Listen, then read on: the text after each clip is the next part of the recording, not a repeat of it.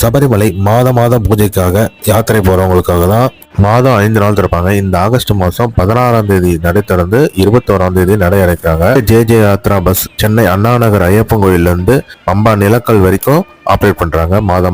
மாதத்துல 2 முறை இல்ல 3 முறை ஆப்ரேட் பண்ணுவாங்க. இந்த ஆகஸ்ட் மாதத்துக்கான தேதி என்னன்னு பாத்தீங்கன்னா 16ஆம் தேதி மதியம் சென்னையில 2 மணிக்கு எடுத்து நிலக்கல்ல பாத்தீங்கன்னா காலையில 4:35க்கு ரீச் ஆகும். ஆன் டைம் இருக்கும் இந்த பஸ். நான் ரெகுலரா சபரிமலை போறேன்னா இந்த பஸ்ல தான் போவேன். இந்த ஒரு பஸ் மட்டும் தான் ஆப்ரேட் பண்ணுவாங்க. கார்த்திகை மாசமும் சரி, மார்கழி மாசமும் சரி.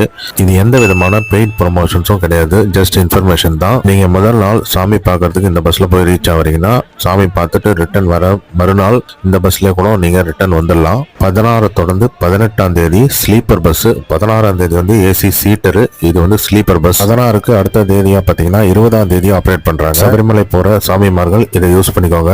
சுவாமியே சரணம் ஐயப்பா.